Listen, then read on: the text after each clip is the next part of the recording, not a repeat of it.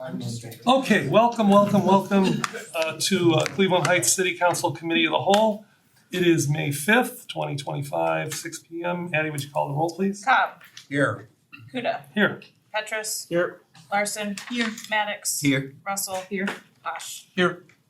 All right, as usual, jam-packed agenda, 1 hour and a half to get it done.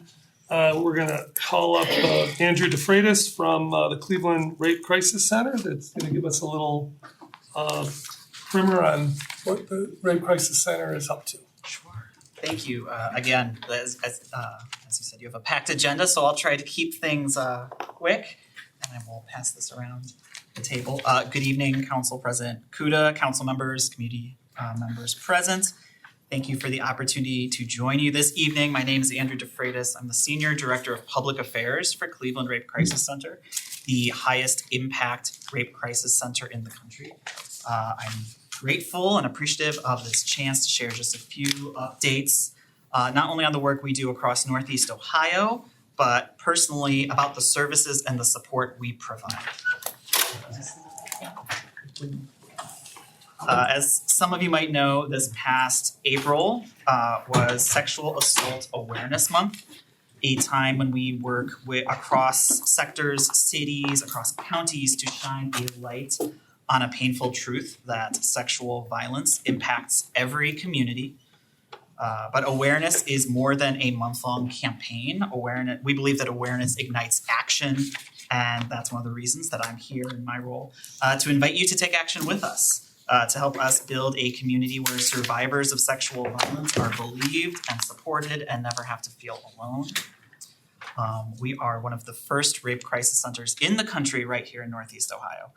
In Cleveland, for 50 years, Cleveland Rape Crisis Center has stood as a pillar of hope, healing, and advocacy for survivors of rape, sexual abuse, and human trafficking. We are one of the largest, the most comprehensive rape crisis centers in the nation, and we serve thousands each year throughout Cuyahoga, Geauga, Lake, and Ashtabula counties, even though it does just say Cleveland in our name. But what matters most to us is that our services are local and free to everyone who comes to us. Our commitment is very personal, and our presence is just minutes away from this community. We have offices across our 4 counties, including in Shaker Square. And through those offices and through our hotline and online, we have a 24/7 support, regardless of when someone was affected by sexual violence, whether it was minutes ago, days ago, or decades ago. And no matter what time they reach out to us, they'll always be met with a believing ear from a trained professional. Our trauma-informed therapy and counseling for survivors of all ages is available, and about 1 in 3 individuals who come to us is a child, and that's between 1 in 3 of the about 7,000 to 10,000 survivors that reach out to us each year just across our 4 counties. Also among our services, we offer victim assistance and advocacy to help survivors navigate the complex systems such as law enforcement, the courts, schools, and the hospital system, so that survivors don't have to feel like they are retelling their story to every professional they interact with across the system. And then we also work in the prevention education space in Cleveland Heights schools and other community spaces to equip young people and adults with the knowledge to prevent sexual violence and offer support to survivors. We reach about 40,000 students and community members through that prevention education each year. So together, we're reaching about almost 50,000 people between services and prevention. And everything we do is guided by our values. We are survivor-centered. We are trauma-informed. We are deeply committed to diversity, equity, and inclusion, and we meet people where they are culturally, emotionally, and geographically. And that's why our being here tonight is so important to us. We ask leaders like all of you to use your voices in the rooms that we are not in. We ask you to mention Cleveland Rape Crisis Center when someone is looking for help, when someone is looking to be believed, and to champion prevention efforts in schools and communities and all of the spaces that you interact with. To support survivors through policy, through partnerships, and through presence, because we know that when survivors are supported, communities are stronger. And I invite you to stand with us in building a community where everyone is safe, supported, and empowered. And one of the powerful ways to help us do that tonight is to spread the word about our community needs assessment. I shared a short anonymous survey document. You can scan the QR code. There's also a very long URL right there. To help us better understand the needs of communities individually, the gaps that may be available or gaps that may exist, and the voices that we want to serve. The more voices we hear, the better we can respond. And I encourage you through all of your networks to please share with residents and professionals and anyone that may be available. Thank you for just a few minutes of your time, your partnership in trying to make all of our communities safer and to make those that have been harmed feel supported. We appreciate your shared commitment to a future free from sexual violence. CRCC is always available to all, but I'm also available here right now in person. Andrew, we might have a couple questions. I was just, Councilman Maddox? thank you so much for your presentation. I just wanted to know if you could share the website for you to do a direct connection with your organization. Oh, sure. ClevelandRapeCrisis.org. Councilwoman? Question for you, and I may have missed it.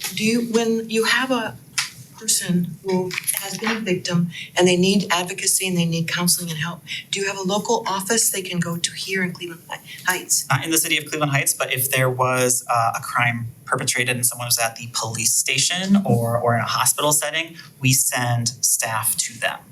Okay. So from one of our locations, we'll send an advocate there. Thank you. Vice President Russell? Yes, very nice presentation. And you mentioned the schools. Do you have any space inside of the schools, or it's just a place where someone they can go and talk to? We develop How does that? programming partnerships, so we're not in every school system Okay. across our 4 counties every day. Okay. Before the pandemic, our staff was in a classroom every day of the school year, but prevention programming is one of the least funded of the hardest to fund of our services. So we tend to be responsive to schools that reach out to us and ask for our programming. We have advocated for a state bill here in Ohio called Aaron's Law a year or 2 ago, which strongly encourages local school districts to provide age-appropriate prevention education at every grade level. That's an unfunded mandate. So we try to offer, with the capacity we have, as much programming as the schools will allow us. Okay, thank you. Councilman? You mentioned you had an office in Shaker Square. Is that like a walk-in center where anybody can walk in?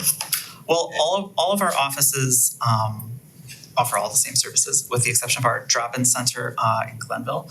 Our drop-in center is human trafficking focused, but otherwise, during traditional office hours, all of our offices, including Shaker Square, offer the same services. For the most part, the people that come to us for services, the survivors, they might call years after the fact, or at some point when they have been triggered by something in the media. It's not always a straight from the police station kind of situation. I understand. Just one more question. You mentioned funding and programs. Do you have any school districts or cities that have set aside programming funding specifically for you to maybe do a rotation for a complete year or something like? Just curious if that's something that has been done. We have contracts with the city of Cleveland, but I can't say we don't have other contracts, but we have contracts with the city of Cleveland. That's the one that I know of. Okay, thank you. Speaking of funding, when is the next Sing Out? So we are reorganizing Sing Out, so to be determined. Because I don't know if you know this, but I've been performing it for 20 years, and it's like such a great event. I don't know if anybody in the room's ever been there, but I remember many of the events, you get testimony from victims. It's chilling, but kind of wonderful in a way, because it's, I think, liberating for some of the people, and it certainly helps raise money. And I remember Stephanie Tubbs Jones was the guest of honor one time, and she told everybody to reach into their, take out their phone and give another $50, and kaboom, it was just wonderful. So I hope when I say we, because I feel part of it after 20 years, I hope we put that event together again. We have done it at the Palace Theater, but I think the last maybe 3 times we've done it at Severance Hall, which is fantastic, right? Yes, so I attended the last one at Severance Hall, the first in-person one post-pandemic, and we are looking for ways to engage the Sing Out chorale again.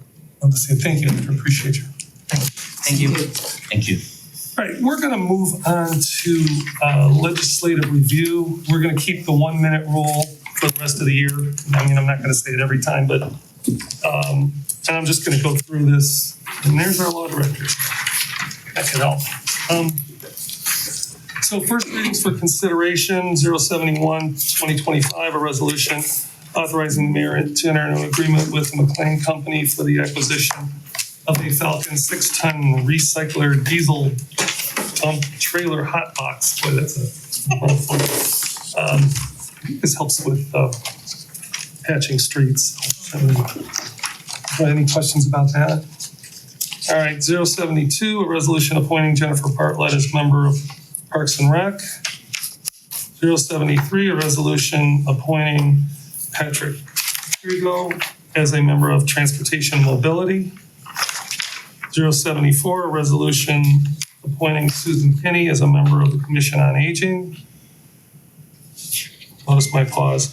A resolution appointing Eric Silverman and Wes Shaw as members of the Citizens Advisory Commission. Okay, so that's all of first reading for adoption. Wait. Nope. No, it isn't. That's what happens when you. Okay, sorry, we're still for adoption tonight.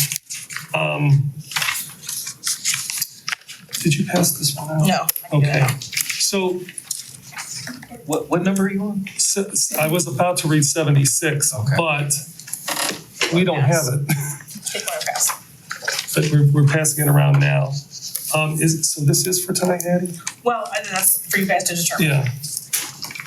So this is an ordinance that repeals subparagraphs You have of, it wrong. oh, thank you. Yeah, amending ordinance 011-2025 relating to appropriations and other expenditures of Cleveland Heights for the fiscal year ending December 31st. And, okay.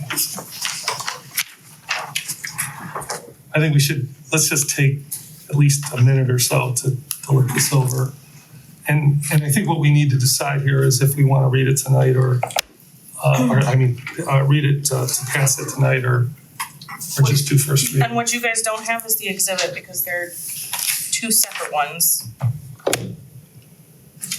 One that includes 10,000 for council's internship, 25,000 for council's discretionary fund, and the 38,160 for the composting program. However, that composting program, we are not clear on what fund that goes into. So one version has all three, but it's all three are in council's budget. The other one just has the two council-specific ones in council's budget. All right, let me ask the law director, I know we could put the first two into the council budget, but the 38K for the composting, what do we do there? I don't know that that's a law director question. I think that I don't know enough about the program proposal, but typically it's a question of which department is involved, which department the administration wants to have executing. I don't know what, again, this proposal contemplates or prescribes. So Mayor or the finance director? I mean, I could provide a bit of a recommendation. I mean, the easiest would probably be looking at the refuse fund, but my guess is that we would probably be wise, and maybe Director Clinkscale can opine, transferring money in from somewhere in order to pay for that and then do the expenditure out of the refuse fund. Yes, we could do that, but it would require funding into the refuse fund. Yeah, so that would be sort of a two-step process to transfer from somewhere to increase that. So in other words, the balance is not there for the. Yeah, I'd have to look it up at what the present balance is in that fund, but I know we do have sort of the ending balances at the end of the year use it on the website, but you can take a look at what the balance is, but that 38,000, and if you're taking it from general fund, it's probably the cleanest, but that's a choice that council has to make to increase the general fund budget. So procedurally, can we pass this and then have that just be done kind of after the fact? Or do we just? I don't have an exhibit if you're, I thought you were looking at me. So, I am.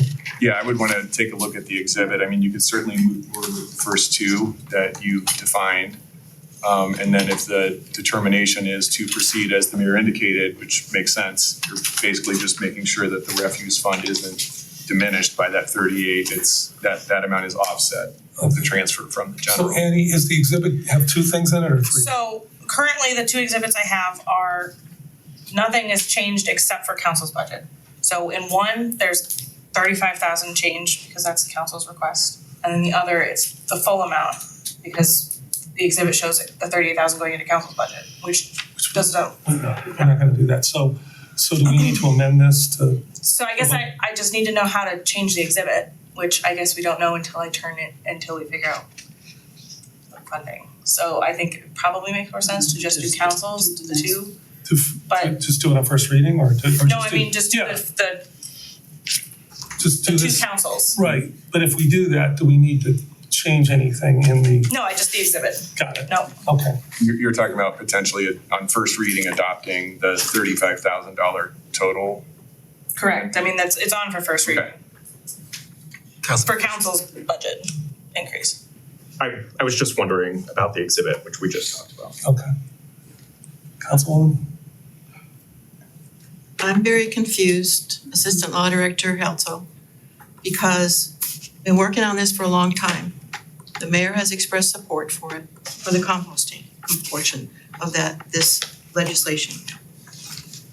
We have a piece of legislation that makes it very simple to move money from unencumbered general funds to the request to fund the Tiger 5K. And that's resolution 80-2025. So we are not pulling money out of any hat anyplace. We're moving it from one fund to another, and there is enough money in the unencumbered funds to cover this particular entry. So I'm trying to understand, during the year, we will have requests made of us that are not in the original appropriations budget. So we transfer money most of the time from unencumbered funds to general fund 101 to whatever account needs that additional money. So is this exercise that we're going through to amend the budget at the county auditor's office, is that something we have to do because Yes. and can you explain that to me a little better, please? Revised Code 5705.39 says that no appropriation measure shall be effective until the county auditor has certified that the total amount to be expended from the fund is present in the account from which it's being appropriated. So you need to have, the county auditor needs to certify that the amount of money being appropriated is actually in that fund. So when we, during the coming year, if we have a request to transfer money from the unencumbered general fund 101 to another account where it didn't originally exist, will we be required to amend the county auditor's report, county auditor's information? Yeah, you submit the appropriation measure, again, that's certified by the clerk of council to the county auditor, and then they will either certify that appropriation or they'll basically redline it, send it back and say, you don't have sufficient funds in this account to make this appropriation, please revise. So we should be watching for that, should we get any more appropriations requests during the year that we weren't expecting. That I think would be prudent. All right, thank you, that's all I have. Just for more on that, the finance director and assistant director and I are working with the budget commission at the county I don't know. to get all of that. Somebody else. No, I was just asking. I'm sorry. I know. Yours. That's all. Okay, hold on a second, go ahead, Mayor. Okay, I'll start over. The director, assistant director, and I are working with the budget commission at the county to ensure that all of these steps are taken, to your point, And, part of the process is ensuring that they have an understanding of what our actual ending balances were, as opposed to the expected ending balances at a previous point last year. And that should take care of any concerns that anybody has about available resources in our various funds. But in this case, and specifically about this particular expense, it's not a capital expense, really. It's Not necessarily. the contract, and so looking at it as a part of, say, the Refuse Capital Fund, there's sufficient money in the Refuse Capital Fund, it looks like, that we could simply increase that if it was a capital expense, but it doesn't seem to be. And so the refuse fund is not quite as flush, and so that's the reason why we would have to transfer something in.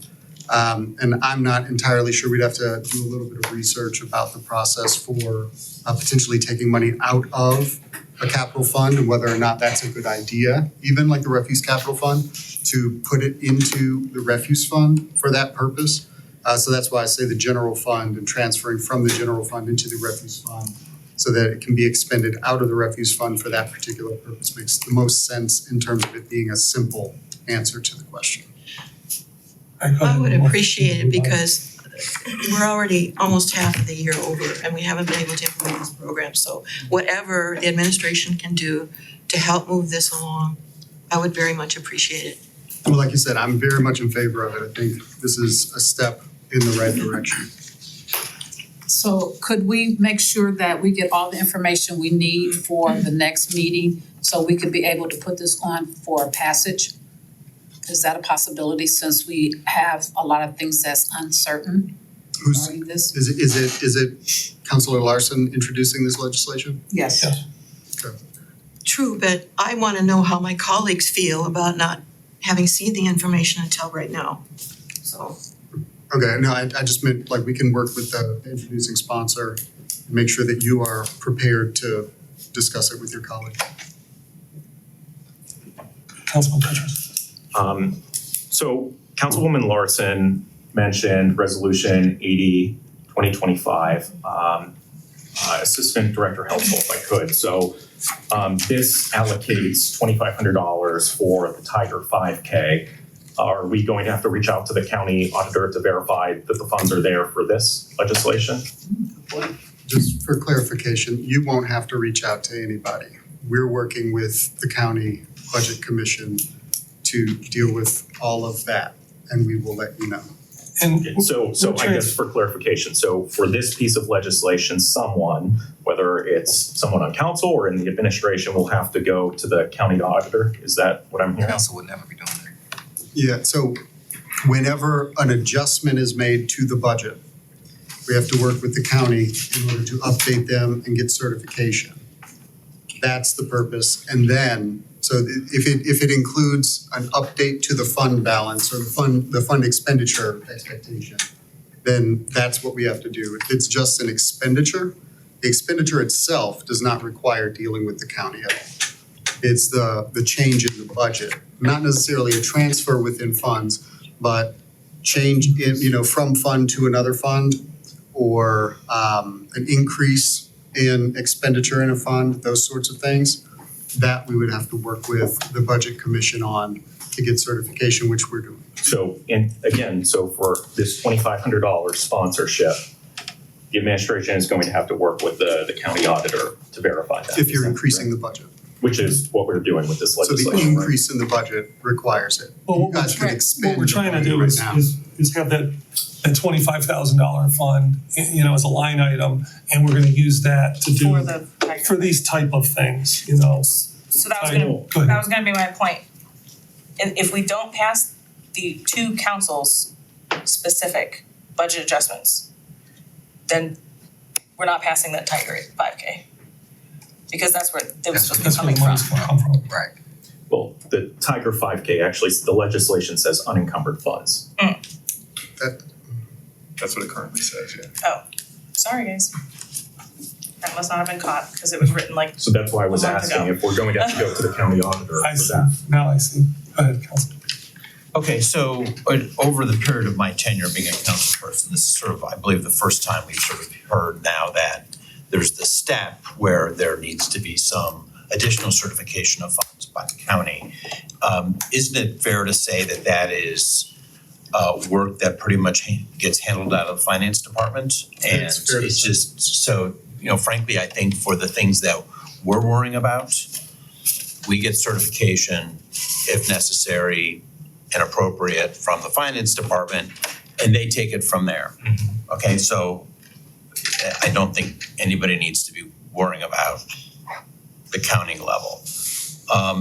I assume that this legislation 76025 is really sort of like the form which we'll be using on an ongoing basis to changes to the budget. So this is sort of like the many. I'm okay passing it as is with these low dollar amounts. We know the funds are there. I would just rely on staff to, dot the i's and cross the t's. I do notice between section 2 and section 3, there's a numbering issue. I think that needs to get cleared up on this page. But I'm okay if we proceed, inclusive of the recycling.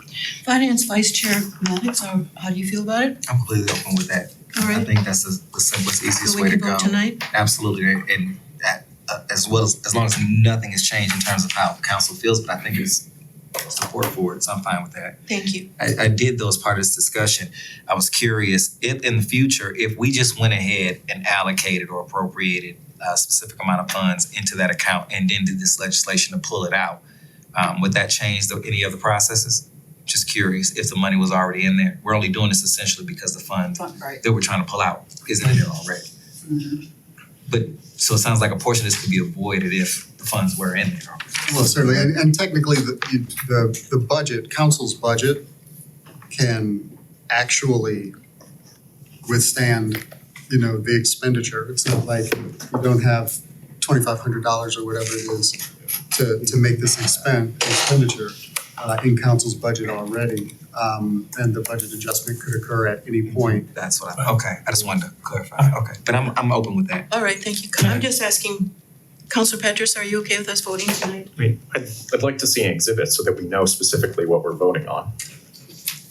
So, In principle, I support all of those Yeah. programs, but it seems prudent to have the exhibit. Again, I just need to know which line item is being changed though for the 38,000, that's what I'm saying.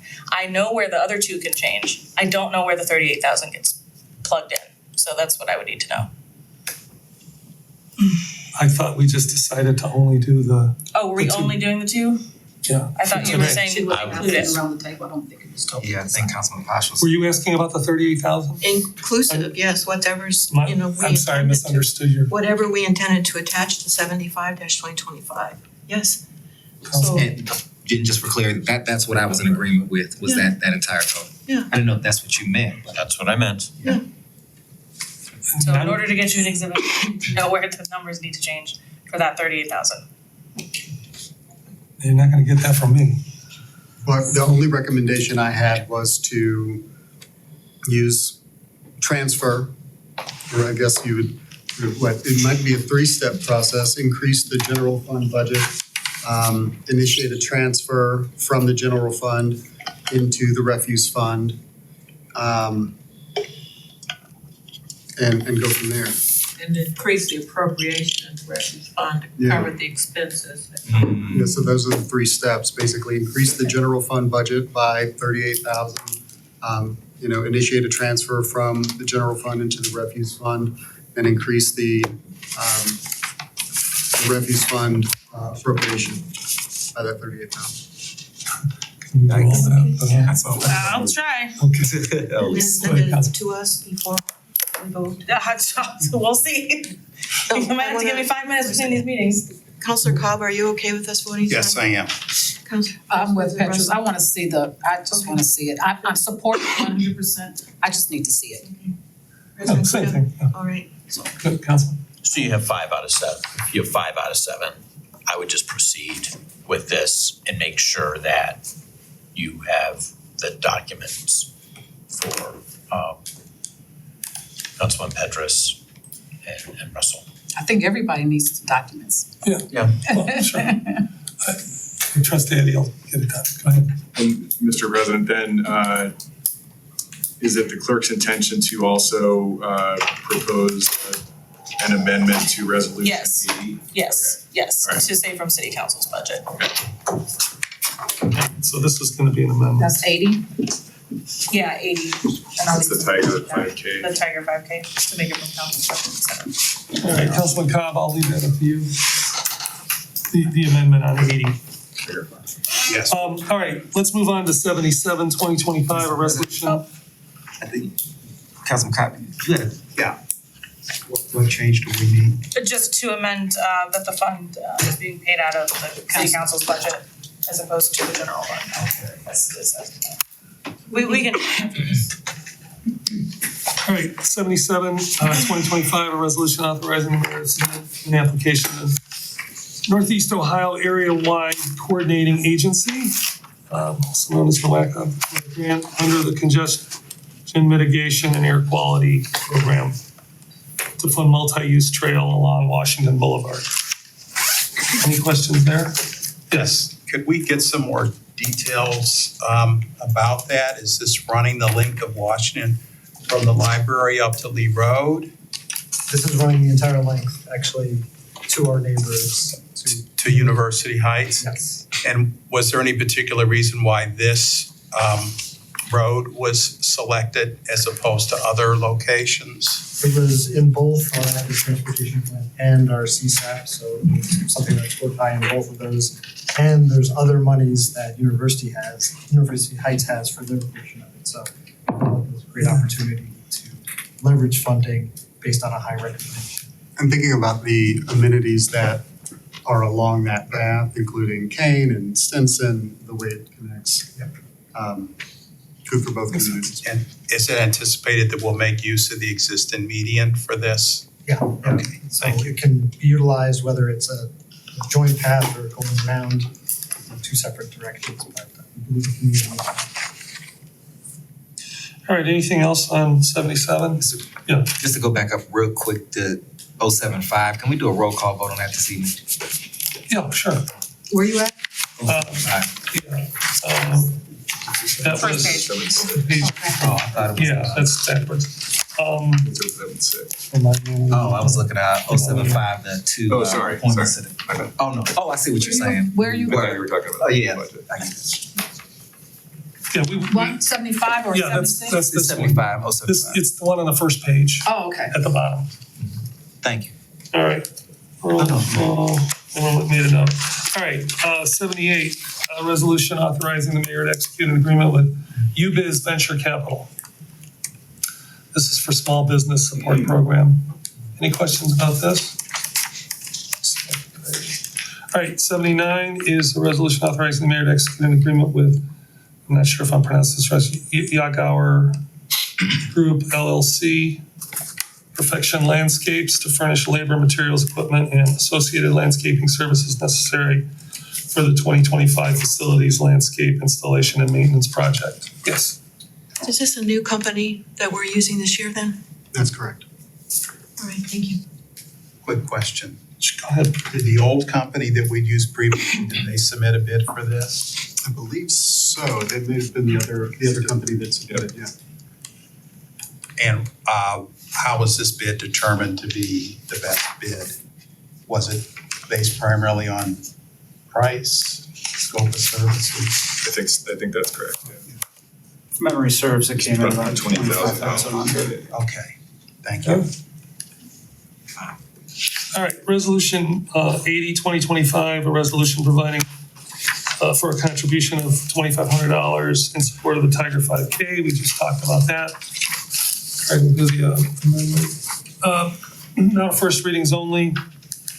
081, 2025, resolution adopting the City of Cleveland Heights Climate Forward and Action and Resilience Plan. That I'm gonna refer to committee. It's quite lengthy, so. I would like to know if my committee members, Vice President Russell and Councilor Posh are available the week of the 12th so that I can have Addie send out a doodle poll. May 12th.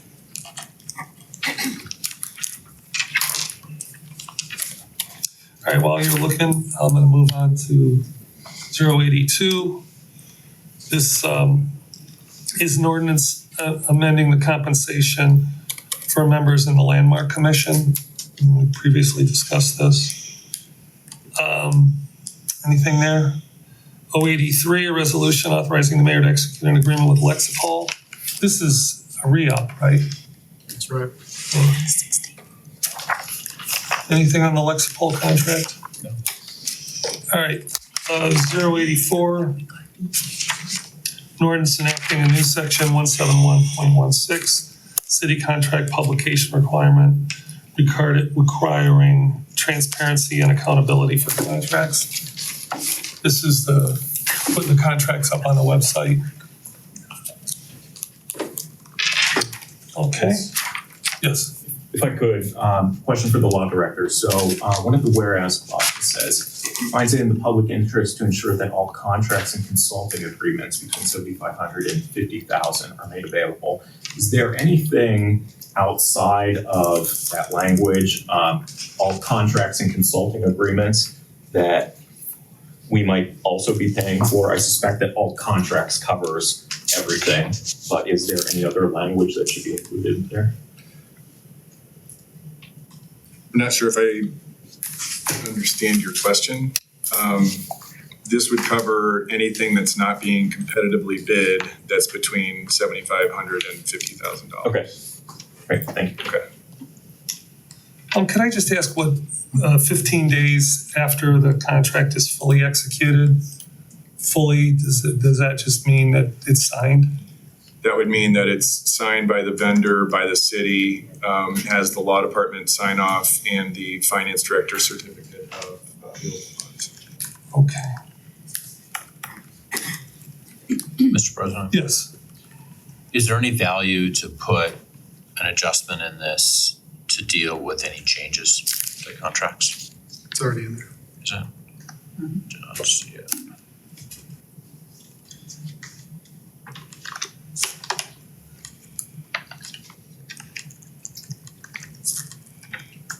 That's in 171.16A2. It's okay, I get it. Thank you.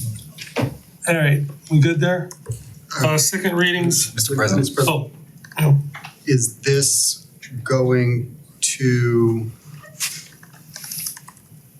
committee, I think we discussed this. Administrative Services Committee maybe?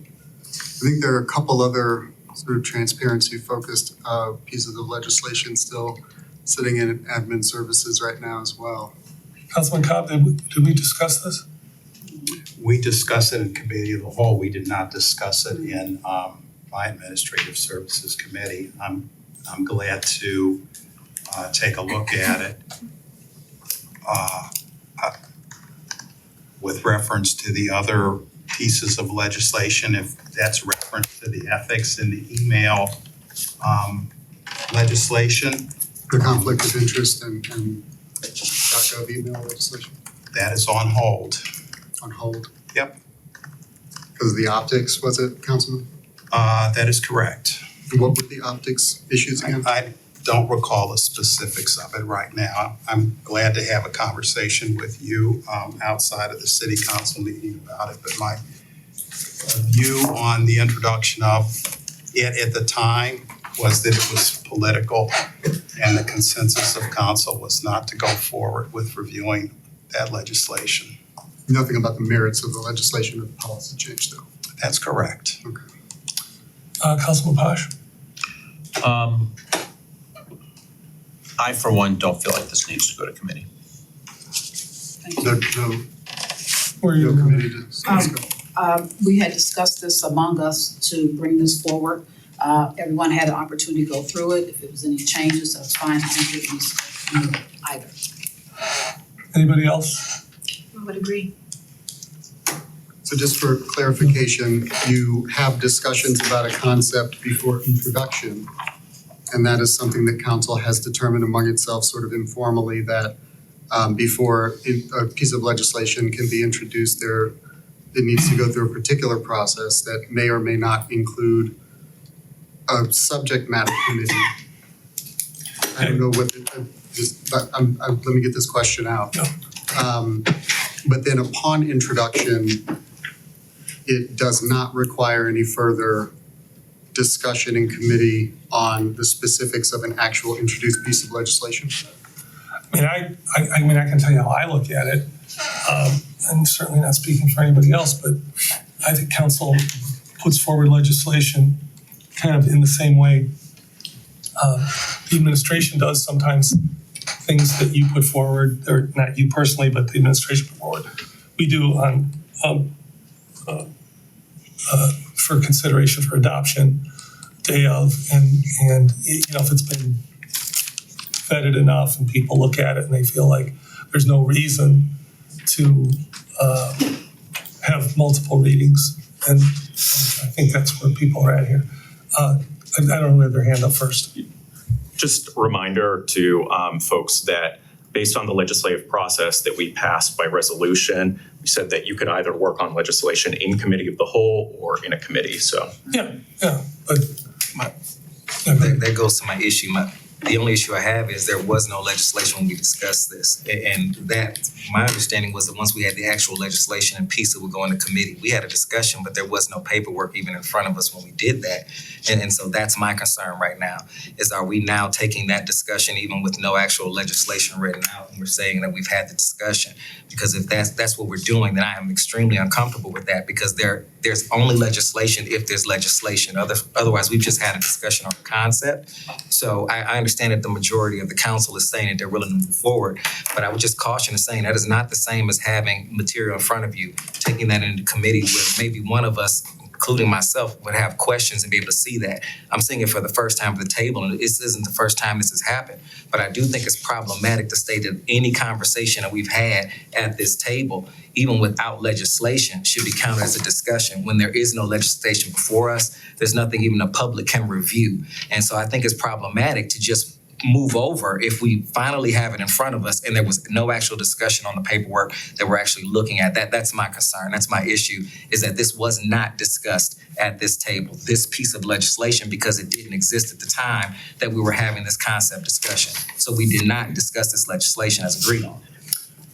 Councilman Posh. You know, there's a number of things that we looked at in this agenda prior that didn't go to committee, like the Lexipol LLC agreement. It didn't go to the Public Safety Committee. I mean, there's just things that, you know, don't necessarily go to the. Yeah, I mean, that's kind of what I said. I just, you know, when we had the discussion, you're right, the legislation wasn't here, but we didn't go beyond the 2 points that are in this legislation, which are that it be published and that if there were verbal or written amendments, that we would be notified of that. I mean, so in other words, if I don't see anything different in the discussion, I'm just saying for me, if I don't see anything different in the discussion than the legislation, that doesn't make, you know, I have less pause about it. Go ahead. If I could, so the legislation specifies a range of $7,500 to $50,000. Are people okay with that threshold, that floor of 7,500, or is there a different number that anyone would be interested in considering? 5,000, 2,500, something? I don't know. I'm curious to know what people's thoughts. Actually, I had the threshold lower, and when I talked to Councilman Cobb, it was his recommendation to do 7,500. Okay. But I had the threshold lower. Go ahead, Mayor. So a few things to address. One of them is obviously that the council has the prerogative to send things like a Lexipol contract to a committee if it so chooses, but I recognize that council has not made the choice to do that. But there is a distinct difference between a contract, especially a contract that is sort of an extension of currently existing services that we're familiar with and comfortable with, and a policy change. And I want to make it clear, I am not in concept opposed to this policy. I like the open checkbook idea. I'm not too concerned about that, but I think that it makes a great deal of sense for a policy change to have a committee discussion once there's actual text in front of the body, so that you can, and it's not just for a council's level of comfort either. One of the reasons why these things appear on agendas in the ways that they do is not because of the council, it's because of the people watching. Yeah. And the people who would then be able to take a look at this piece of legislation and listen to a committee discussion about it, possibly suggest amendments based on that committee discussion. Council members might hear something new from a member of the administration about the technical aspects of executing something like this. And that might inform the policymaking as well. And that's why you have the committee process, so the committee discussion process. It's not just for an individual council member's particular comfort level, but it's for the public to weigh in potentially and have an opportunity to hear a discussion about it. But then the third thing that I'd like to address, and this is why I brought up those other items. We got a 1 minute rule, so It's okay, I don't know how long it's been. let's say 45 seconds. Let's say. So when Councilman Cobb mentioned the optics of those previous pieces of legislation and the concern that there was some sort of political impact, I don't know if there's a consistency or a hypocrisy in that concept around this, but I'd like to at least explore that possibility and maybe give council the time to reconsider sending it to committee just to have that discussion and do sort of normal course of order.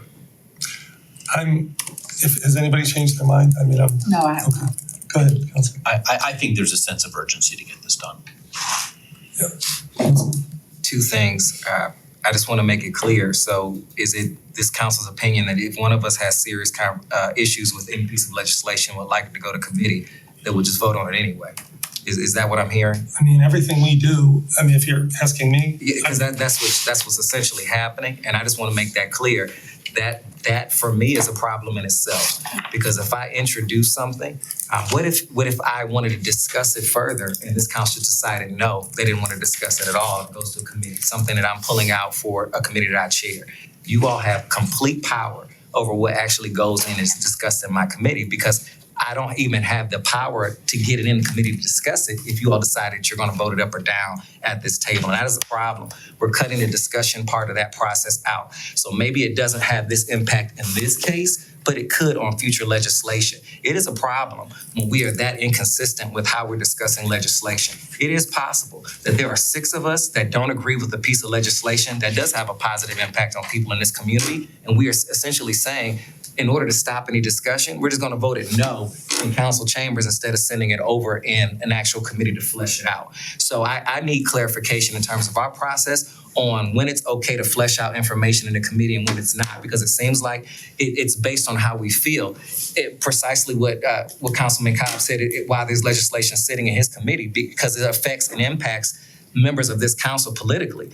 But we're writing legislation left and right to drag the mayor and to bring in human resources and during the same election season. It's hypocrisy at its finest. That's my problem. This council is picking and choosing what we're going to discuss and what we're not going to discuss and what's going in committee based on what it feels, and not on the actual discussion on the actual facts and legislation. So time's up. And that's my Time's up. concern. I hear what you're saying. So would someone just give me an answer? Who's deciding what I'm gonna goes to address it. legislation and not? I'm gonna address it. Everything we do, I mean, every single thing we do is based on a majority opinion. And that's, I mean, and this is no different. If we're gonna move something forward, we'll decide that at this table. We can't vote, but we can decide to move it forward, and we'll do it by, a consensus that we have at this table as to whether or not we go out and do it at first reading. Go ahead. Okay, so this particular issue is not new. It's been brought to this table before. If there's members of this council that actually object to this or have concerns, I would love to hear that. Except I'm hearing that, it's all procedural. It's like killing the messenger as opposed to listening to what the messenger has to say. I would like to know if anybody at this table, including you, Mr. Maddox, if you have any concerns about this or thoughts. I would love to know those opinions. So going back to about 5 minutes ago, I stated I had questions about this. I didn't make that a secret at this table, and I would like to have further discussion about it. I said that very clearly at this table. So now what? Now that you got that answer, because I would like to discuss this in committee because of some things I have. So if you're expecting me to flesh it out so you feel better, no one cares anyway. But if you're asking if I stated that, I stated it twice, that I had questions about this legislation and I would like it to go into committee for discussion. No one else gave a care. That's what happened. So let's just be clear, you were told that. What are your questions? So, You know what? Go ahead. Move on. no, but if He does not want this. No, but I'm It's saying- not going to committee. You're giving me a minute to ask my questions before we move on? That's what we're doing. That's a discussion. Go ahead and move on. That's BS is what that is. Here's what You give me a minute to have a discussion on a piece of legislation at this table. Here's what I would be glad to do, and this goes for everybody. If, you know, this is what we're doing. We're doing legislative review right now. And if anybody has something they want to bring forward and you bring it forward, let's say there was, you know, we go around and there's another question, you raise your hand, you know, you could take another minute and do it. But go ahead, Mayor. Did you want to say something? So, like I said, you know, talking about sort of the committee process and giving people a time to digest some legislation, you know, council says this is a refrain, right? From council all the time, that you need time. And sometimes you don't vote because you don't know and you don't understand it yet. And you need some more time to digest that information. Like little things in the language, you know, can have strange impact. The fact that I am not allowed to, you know, name a designee to sign contracts on my behalf or that sort of thing it makes it difficult. It's an operational difficulty, right? But that's a requirement. Something like the mayor shall notify city council of any instance, right? Does that mean that I cannot designate somebody to do that on my behalf? You know, and the reason why I ask it is because in a previous place, you say the mayor shall cause each fully executed contract. You know, and that has sort of a different meaning and differentiates between that section and the language in the other section. So what exactly is council attempting to do? I personally need to notify you, or can I assign somebody in the law department or finance or some other person to notify you of things? That's just an example. I don't know what other things hide in this language. Can I ask the law director? I mean, I'd like to get It's not a question of whether or not that particular question gets answered right now. It's just, I happen to see that in my scan of it in this moment. And that's the sort of thing that gets fleshed out in a committee discussion and not just a discussion around concept before something's even introduced. In a policy change, that's a little bit different than, you know, like I said, a Lexipol contract or something like that. So I say that to say, I know the council's gonna do what it's gonna do. So I'm not terribly concerned about beating this dead horse, but we could probably just move on and let council act. Here's my suggestion. Since we're doing a first reading tonight, why don't I schedule a committee meeting for next Tuesday following the Public Safety and Health Committee meeting at 6 o'clock. And that way, those that want to weigh in on this will have the opportunity to do so.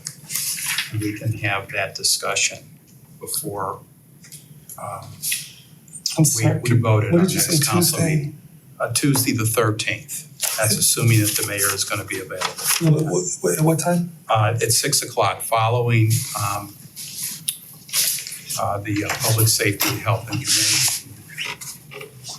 If that's assuming that we have enough council members, and that would need my committee members to be available. Is that administrative services that you're referring to? Yes, which normally I'd hold one at the end of the month, but I would advance it just to hold a special committee meeting to do this.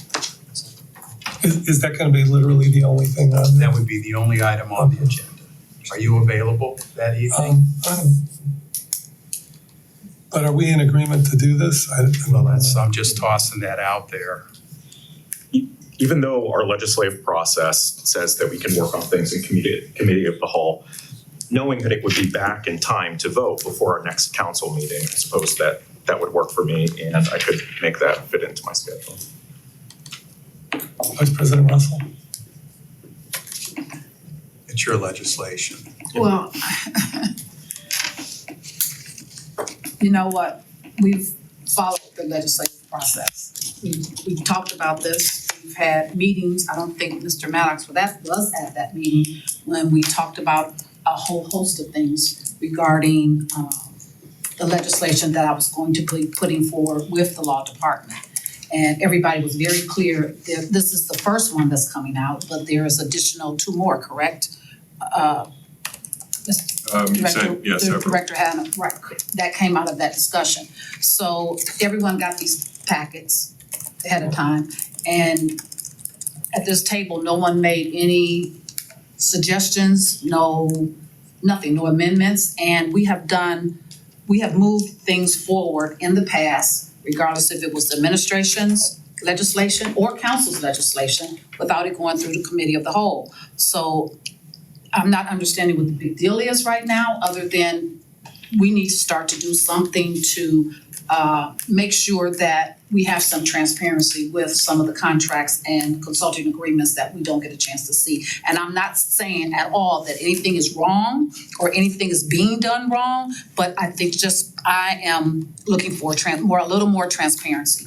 So I will go with the majority of council, but as far as I'm concerned, I think the legislation should move forward like every other legislation on this docket has moving forward and has not gone through to committee of the whole. Well, To a committee. I think Councilman Cobb's suggestion that we do it, relatively I quickly understand makes that. it, a I'm just little giving more. you my opinion, and as I said, I will go along with my colleagues as long as it's ready for a vote on the next council meeting, but I'm just stating that the law department went through a lot of work and man hours to put this document together.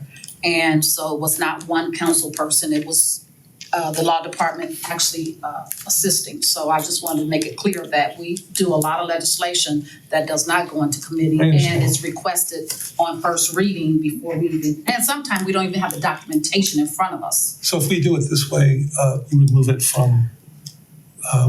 to first reading. It is on. That's what it's This already is, on. so we can still have first reading, but only. Oh, it is it's first. first reading only. Yeah. That's what I'm saying. It's not for adoption, it's first reading Okay, I only. thought that's kind of what this, It's first reading only. I guess my question is to the statement you reading just only. made. So we're assuming that the discussion that you guys are saying that you're saying that I missed is the discussion for the other 2 pieces of legislation as well, and that they won't be discussed in committee or at this table any further? I'm saying that everything is coming to committee of the whole, first reading. So even though it's first reading, just like we do in the past, it's not voted on, it's going first reading. So now everybody has an opportunity to go through it, dig through it, or whatever.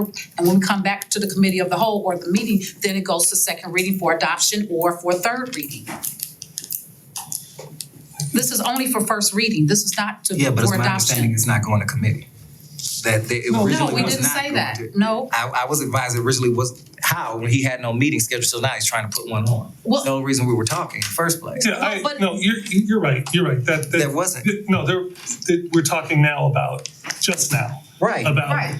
and I'm fine with this, with, I'm just trying to address everyone's concerns that we Right. did not have a committee meeting, so And my question was, if we're she has 3 pieces of legislation, what are we doing about the other 2 then? Am I supposed to assume that whatever was spoken about, this is gonna move through the same way or no? I guess that's my question. So I would assume, according to our process, that it would come through first reading, first reading only.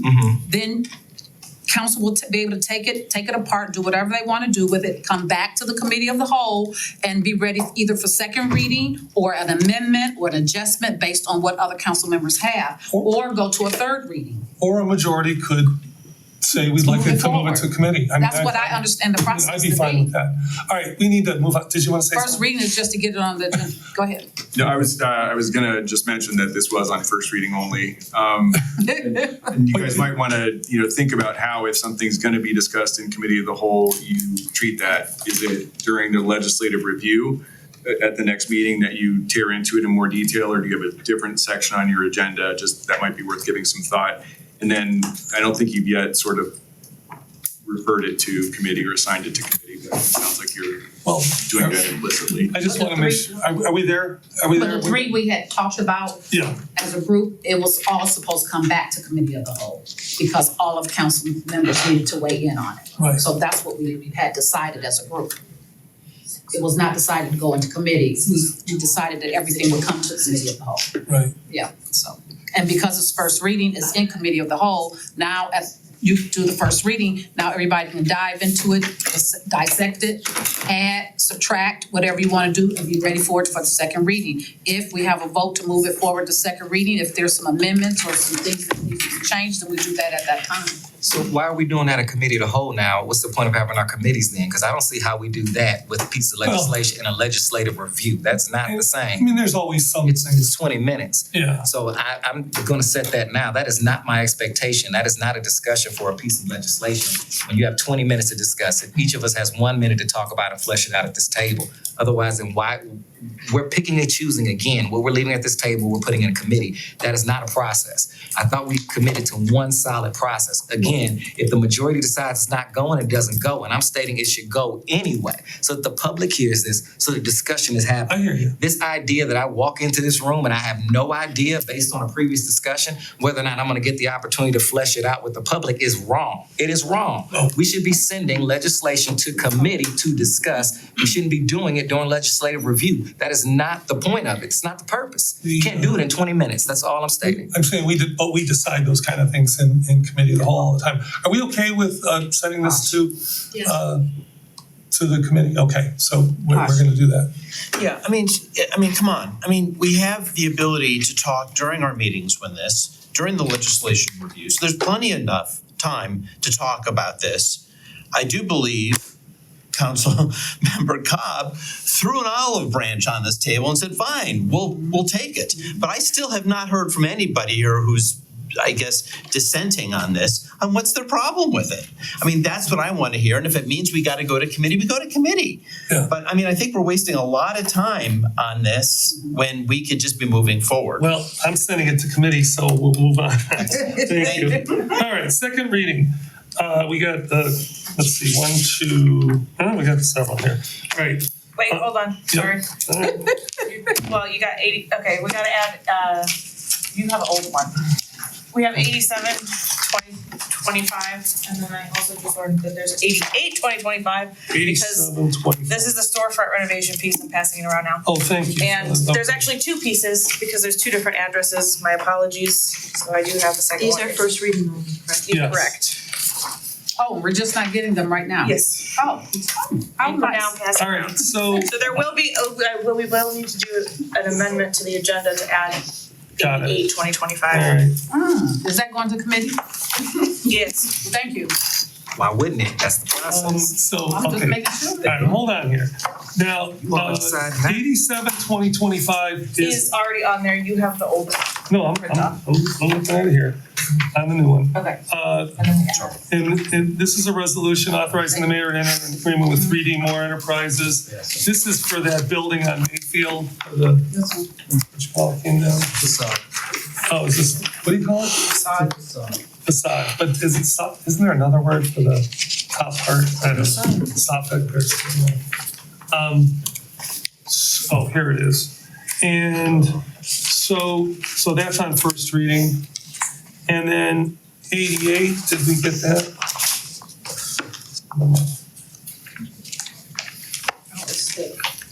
Yeah. Oh, yeah, this is the contract, okay. And then what is this? This one is just the same exact piece, but for a different address, because there's two different addresses. Okay, so it says 3936 to 3946 on And 87. the What's other one 88? is, 3948. Okay, so that's considered two different addresses or Yeah, it's two different parcels and two different buildings technically, so two different owners too? same owner. Oh, okay. Same owner. Alright. This is Cultura Ultra, yeah. Alright, and its neighbors, got it. Alright. Can I go to second readings, Addie? Yes, sorry. I'm asking permission. So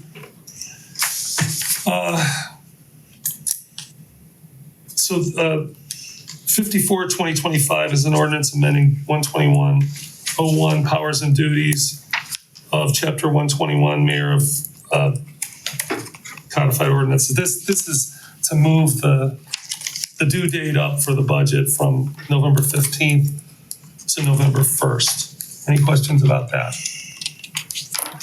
All right, and then 062 is removed for today. 063 is second reading. We're gonna just read this because there's hearings. This is the property on Cedar Road around South Overlook for the condos. Two parcels, so we're just gonna read this today. And then look at it after there's a public hearing on this, or not a public hearing, but a public meeting on that. And then third readings, we gotta, Excuse me, Mr. President. yeah, sure. When is the public meeting for South Overlook Road? I believe it's An May, invite just went out. yeah, May 15th. I should be guessing, It just went out, I'll look at my email. yeah.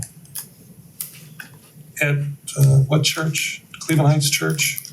I'm sorry, I just got the email. I didn't Okay. actually look at the invite. I just saw that it was there. We'll make sure that everybody has it. I think it's the Cedar Hill Baptist Church. Oh, Is that correct? Cleveland Heights Church. Cleveland Heights Church? It's in Starbucks. Oh, okay. That's where? From some Starbucks. Oh, all right, and then we have consent. Wait a minute. No, I'm sorry, third readings, we have this is 23-25. This is ordinance establishing the salary schedules. Councilman Cobb, do you want to say anything about that? No, this is based on the Archer salary. I guess my question, I know that in our budget discussions, we assumed that there would be cost of living salary adjustments for employees. Is that contemplated for this year? Still contemplating. Okay. Did we is there a commitment to the employees that we are gonna do a cost of living or? Well, so the wage and salary ordinance update was in place of much of that. And so the adjustment of certain salaries to more competitive salaries so that we can retain employees is not going to be found in just a blanket 3%. So we're gonna have to do an analysis of exactly which positions and tenures, so on and so forth, will be eligible for what increases. And then based on that, we'll have a look at our 3% COLAs. Somebody getting right-sized to a position where our neighboring communities are paying them, 15% more, and we bump their salary to be competitive in that environment. The 3% COLA is likely not appropriate to add on to that. Right. In that type of circumstance, so that's gonna have to be a more organic analysis of the actual facts on the ground, not just the change in the wage and salary ranges. And are we ensuring that there won't be any employees that will suffer a wage decrease as a result of this Archer salary? I don't see how that's even Determined. conceivable. Okay. I didn't hear that, sir.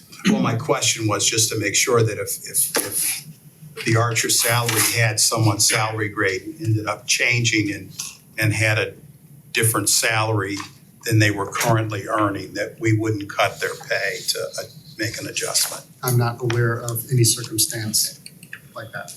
Well, I mean, and I'd ask the law director to take a look at this on page 255.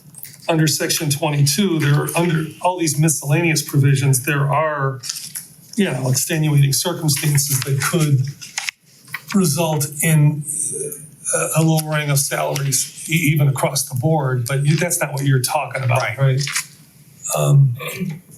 So, I mean, if we didn't hit our revenues, those kind of things, there's actually 7 different scenarios on that page.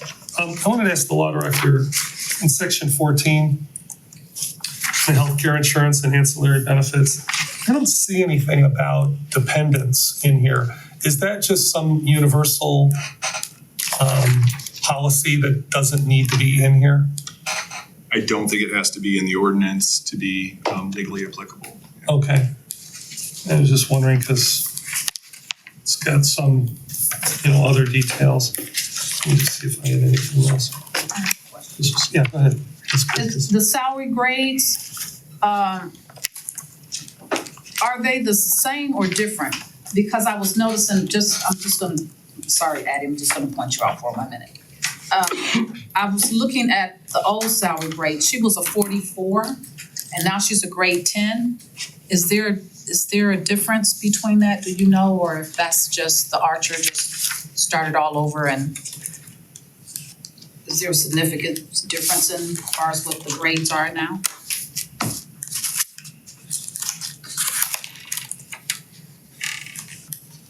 Anybody? I did take a look at the salary grade change for the clerk of council position, and the upper upper salary is lower under the Archer salary, but her current salary is still well within Correct. the salary grade. Mm-hmm. So the Archer salary reduced the number of salary grades across the board that the city has. Okay. All right. And then I'm assuming that going forward, as we have done in the past, we'll make annual adjustments to the salary grades. Okay. Thank you. I just wanted to know the difference between the 44 versus 10 Yeah. in salary grade. Okay. And then lastly, we have to move on because we got so much left on the agenda and so little time. The consent agenda has 085 is the National Public Works Week, and 086 is a resolution to save neighborhood Social Security Office, Medicare and Medicaid, closing as we speak. So the next thing we're going to do is go into executive session. Anybody want to read this? Yes, I'd be glad It's up to. here. I would move that we go into executive session to consider the lease or sale of city-owned real property and to consider confidential information related to the marketing plans, specific business strategy, production techniques, trade secrets, or personal finance statements of an applicant for economic development assistance, or for negotiations with other political subdivisions respecting requests for economic development assistance is necessary to protect the interests of the applicant or the possible investment or expenditure of public funds to be made in connection with the economic development project. All right, do we have a second? All right, Andy, you want to call it? Cobb, Aye. Kuda, Aye. Petrus, Larson, Maddox, Aye. Russell, Tosh. Aye.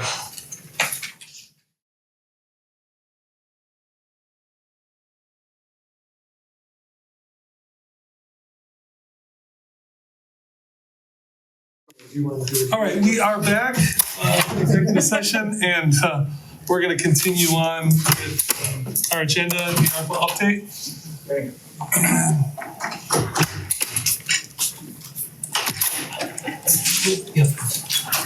Just in case I get some hard questions. Keep close down. Go to downloads.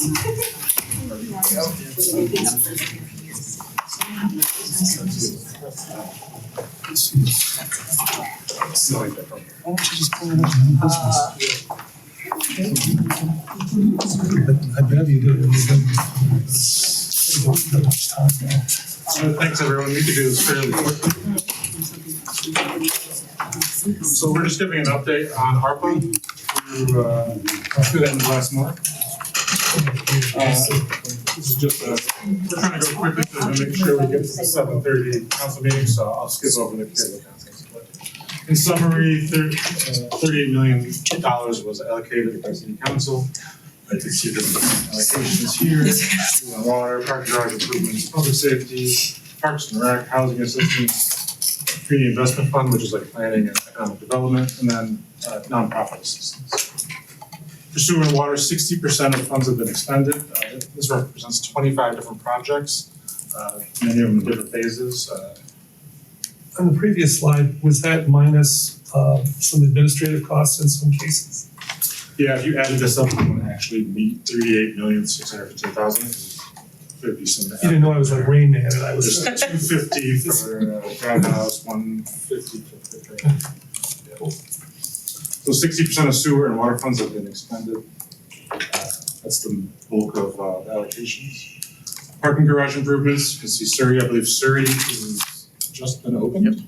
So this is a little bit dated, but Coventry, the work is about to start soon.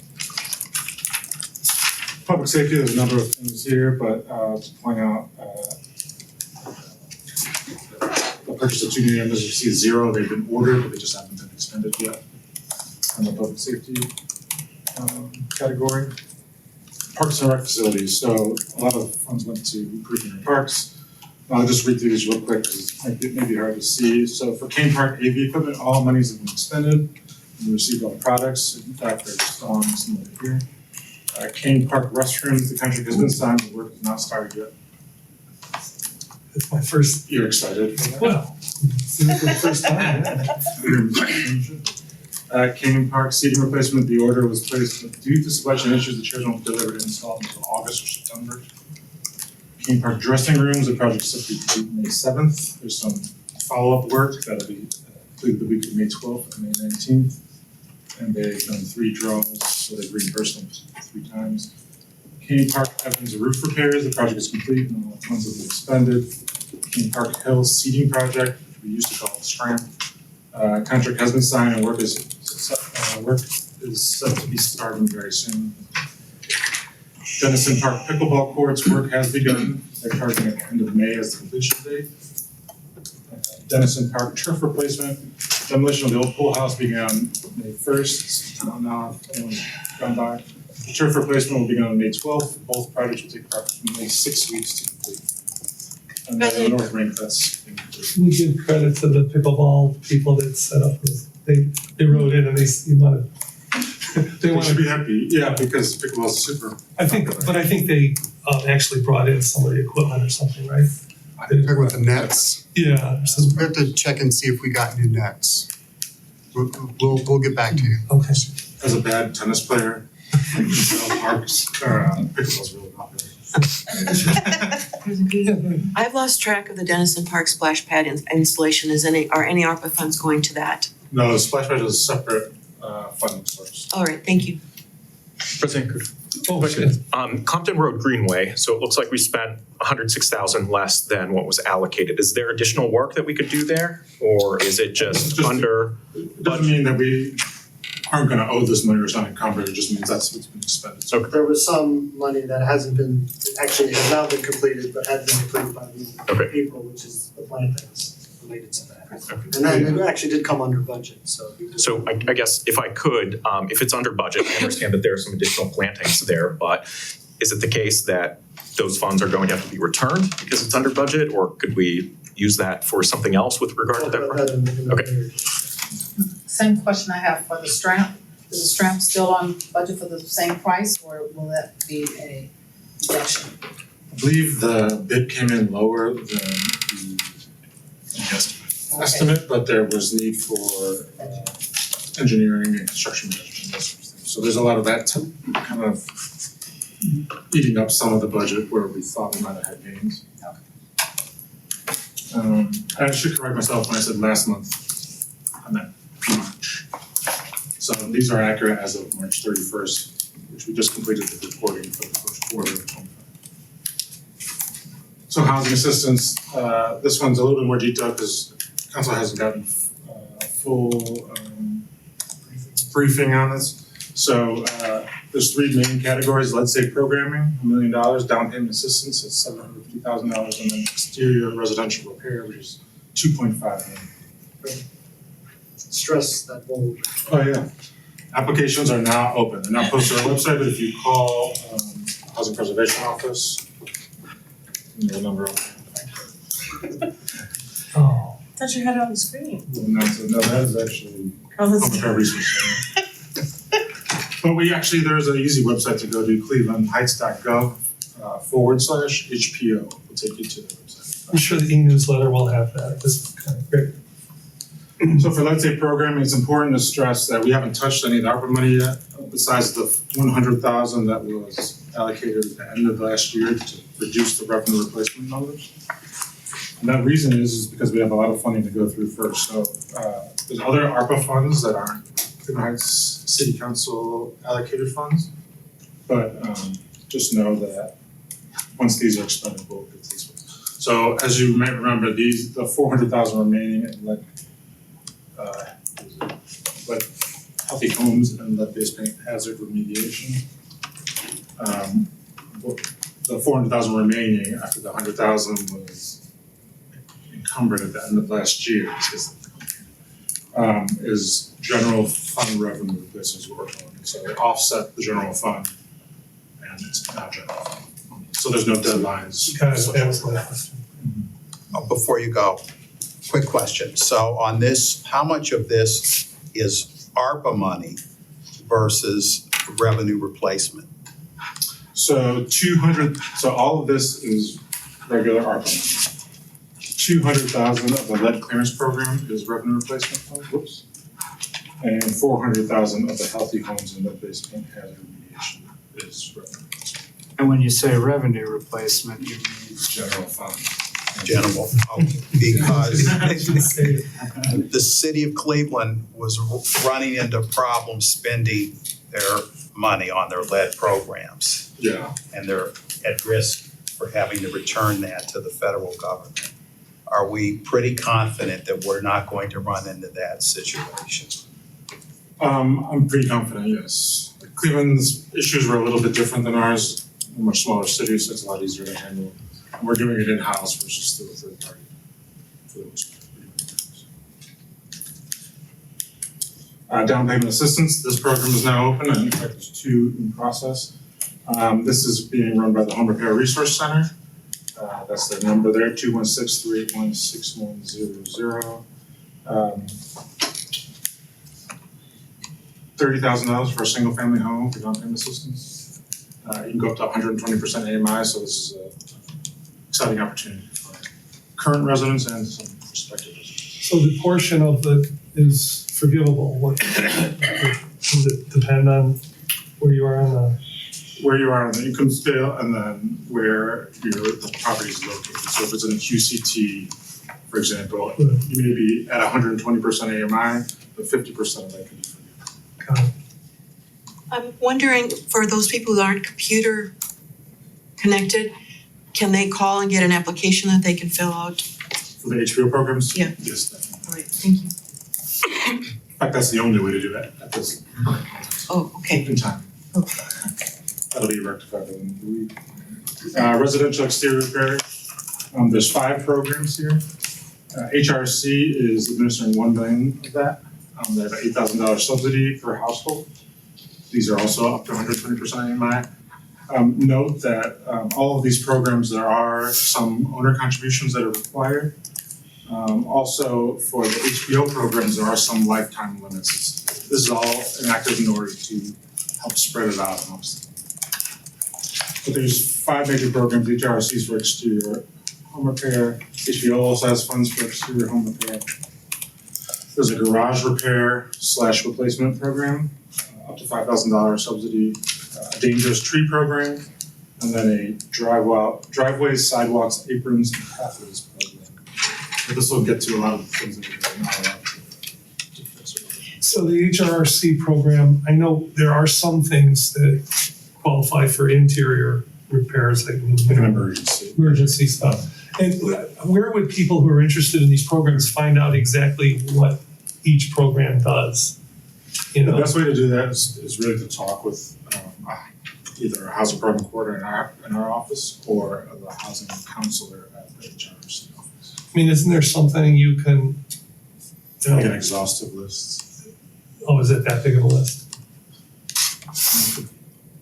I mean, I think, because I know that the two programs, the first two programs do different things. And I think people would wanna know where to go for the particular repair, For which one? repairs, yeah.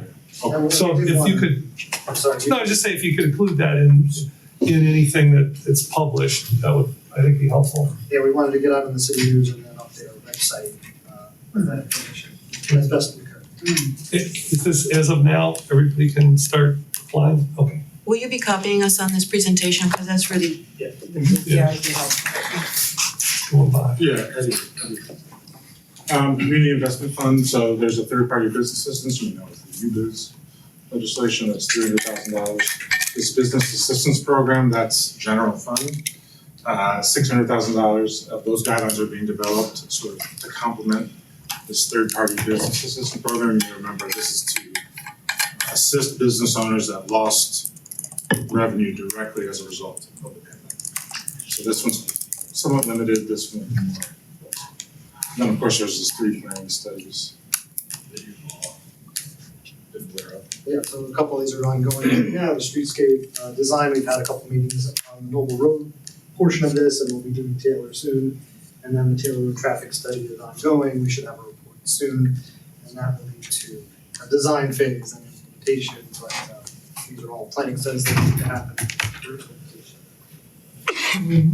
When, on the business assistant program, when can people start applying for that? This third-party businesses, No, the Second. second one, yeah. So I don't know if we have a date yet, because sort of letting that program start and then following up. Absolutely. At some point after UBIZ starts. In other words, the UBIZ funds are first bucket ARPA money that has to be spent by the end of 2026. The 600,000 doesn't. So we want to make sure. Thank you for that. As you know, 17 nonprofits were funded, not including home. 34% of those funds have been expended. Here's a graph that may be hard or table back, but I'm showing. I don't have any concerns as a grant manager with funding levels. And each of the ones that have an asterisk, those are 0 expended right now, but each of them are in progress one way or another. So we just wanted to say, don't worry about those. They're appreciated. Right. Yeah. So next steps, exterior home repair program, we'll be evaluating how it's implemented and possibly make some changes. There's some funds, especially the Home Repair Research Center, that are bucket 1 funds, and then some funds that are bucket 1. So we can make some adjustments as time goes on for the experience. Allocation adjustments, also there's some tweaks in allocations that are necessary. We'll do, we may have to come back to council for that. Obviously, in accordance with the statutes program. And then nonprofits, by September, we want to be able to provide you real world examples of how this goes. Also, we'll get some more of the actual outcome data rather than just spending. I do have one question. Sure. Right on time. Thank God. Sidewalk repair, Yes. is the criterion that a person has to have a citation that their sidewalk needs replacement, or can they just get a? It Are they can, gonna the go- criteria is that they qualify income wise. Oh, right, so that's first and foremost. Yeah. All right, thank you. Any other questions for them? Who prepared the slides? Excellent. Thanks, use Canva for the first time in No, 46 years old. you killed it. And you will make sure we get it. Yeah, nice job. Eddie has the copies. Okay, great. Thank you. Okay, well, we're in the home stretch here, as late as we are. Committee reports, legislative proposals, I just Vice wanna, President Russell. Addie left, so I'm going to pass out a draft, this is only a draft, when you all was talking at the last council meeting regarding, I don't know what I'm doing that. Talking about the homeless and food disparities and all that, and I had mentioned under new business that I would like to do, a contribution. I would like council to do a contribution of $100,000 to the Myers Manor Transitional Living Facility for the Homeless and Women with Children Project. So I know we're out of time right now to kind of discuss this, but I will bring it up at new business, under new business. And I believe Mr. Ivory is here, and I would like for him to talk a little bit about it at the council meeting, if that's a possibility. Yeah, we could do that. Okay.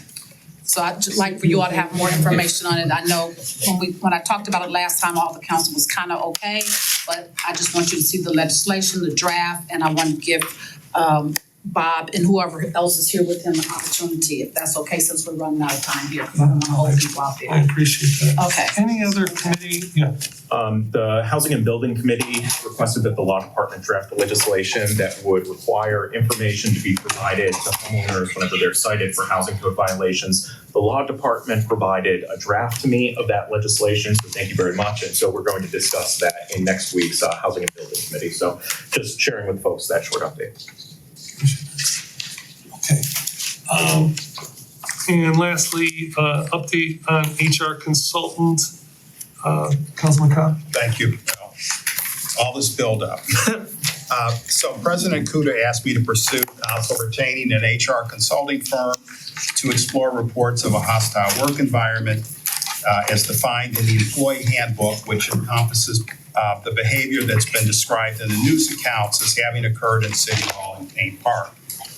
The HR consultant would also explore the reasons for high turnover among upper management and conduct an employee engagement survey in order to gain some insight into our employees' level of job satisfaction, their well-being, and morale, and areas for improvement. Based upon recommendations, I had discussions with two HR consultants regarding the scope of this task and expected costs. Assuming that they could secure interviews from prior employees, both expressed concerns with the difficulty in pursuing any engagement without cooperation from the administration and providing access to employees, accompanied with a guarantee that their participation would remain anonymous and they would not face retaliation. For any survey to be successful, a statistically large enough group of employees would have to participate for the results to be valid, particularly since even in a perfect employee survey, participation rates may only reach 50%, and even then a significant number of employees do not trust that their responses will remain anonymous, particularly when the trust level is low in the organization. Another impediment to doing any survey without cooperation from the administration is the ability to verify the actual employment of any survey responder. And lastly, the survey results we could expect to be potentially skewed by only those employees responding that are either biased for or against the employer. Both also caution that it would be harmful to do an employee survey without any assurances to employees that if the survey results called for corrective action, meaningful remedial steps would be taken to address the issues raised. I asked for proposals and prospective costs, and one firm, after giving it further consideration, advised that they did not have the capacity to take the task on. My sense was that they did not want to get involved because of all of the political considerations that were occurring. The other firm suggested a fee of $20,000 to $25,000 to draft a survey, meet with any past or present employees willing to be interviewed, tabulate and analyze the results, and produce a report with recommendations.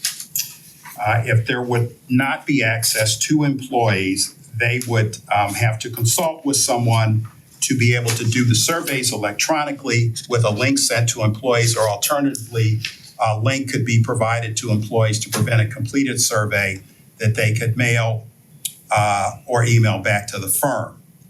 Again, they cautioned that this person that the practical impediment to either of these survey methods would be verifying employment and the employees trusting that their responses would be anonymous.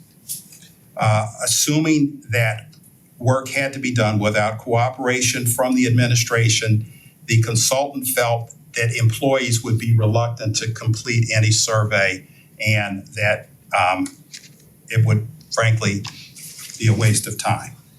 I understand from President Kuda that securing the mayor's cooperation and providing access to employees for our HR consultant was an agenda item at one of their recent leadership meetings, but that no agreement has been reached or forthcoming to assist council in engaging an HR firm. As a practical matter, if we cannot get the administration's agreement to work with an HR consulting firm to do the work that I believe needs to be done, I don't believe that we can have reliable survey results or a meaningful end product that can be acted on to address any issues in our workplace. So I guess the bottom line is that unless we can work with the administration on hiring an HR consulting firm, I believe we would be wasting money. It would not have a meaningful impact in the end. So that's obviously your recommendation. Anybody wanna comment? Yeah, go ahead. Hi, thanks for your work. That's Yeah, I appreciate it. very thorough and gives us a feeling for the questions you were asking to get the information we needed to make a decision about it. And I accept your recommendation wholeheartedly.